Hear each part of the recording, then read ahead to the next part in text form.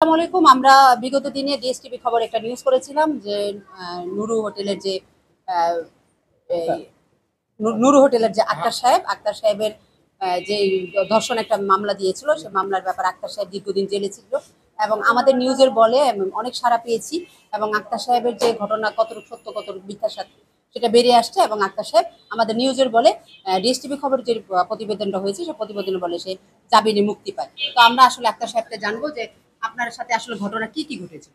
আমার সাথে আসলে আমার মিথ্যা মামলা দিয়া মানে একটা চাঁদাবাজির মামলা দিছিল। চাঁদাবাজির মামলা দিয়া সাজিছিল আমারে ভিতরে রাখা 7 লাখ টাকা চাঁদা দাবি করছিল।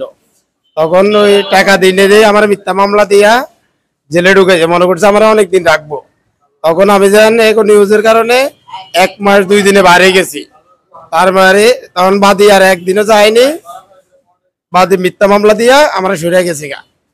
এখন আপনি কি চান আমি এরকম যাতে আর আমি এরকম যেন আমার মতো এরকম কেউ যেন ভুক্তভোগী না হয়, এই ব্যাপার কেউ যেন সাজা না কাটে মিথ্যা মামলায়, এটার জন্য আমি উপযুক্ত শাস্তি চাই। যখন এটার বিচার চাই আমি উপযুক্ত জনগণের কাছে। আক্তার সাহেবের একটা এখানে মান সম্মান আছে। আক্তার সাহেব একটা সম্মানী ব্যক্তি। আর আক্তার সাহেবের যে আমরা ঘটনা যে ঘুরে দেখেছি, আসলে আক্তার সাহেবের আমি এখনো বলবো না যে আক্তার সাহেবের নির্দোষ, তবুও আমরা আইনের দ্বারস্থ হব এবং উনি যাতে নির্দোষ প্রমাণিত হয় সেটাই আমরা সর্বোচ্চ আদালত পর্যন্ত আমরা মুক্তির দাবি করবো। তো আপনি এই ব্যাপারে কিছু বলেন। হ্যাঁ, আমরা এই ব্যাপারে অবগত আছি। মানবাধিকারের আমরা সবাই অবগত আছি, যেহেতু আমরা বিষয়টা জানি। আমরা এখানে পুলিশ প্রশাসন এবং আমরা মানবাধিকারের লোক, ডিএসটিভির লোক সহ আমরা এখানে যারা উপস্থিত ছিলাম, আমরা এটা তদন্ত করছি। মহিলার বাসায় গেছি, এখানে আশেপাশে যারা আছে সবাইয়ের কাছ থেকে বক্তব্য নিয়ে দেখলাম মামলাটা আসলে কিন্তু একটা সাজানো একটা চক্রান্ত।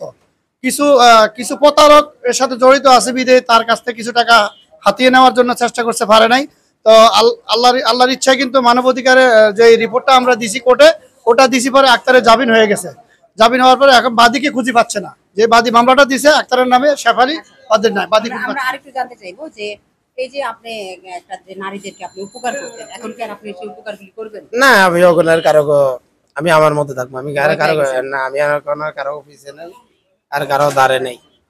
কারণ মিথ্যা মামলা যেন আমরা জেল খাটাইলো, এটাই এই কারণে আমরা ওখানে কারো উপকারে আমি আর যাবো না। ধন্যবাদ আপনাকে। মোহাম্মদপুর নূর হোটেল থেকে সানজিদা আক্তার, ডিএসটিভি।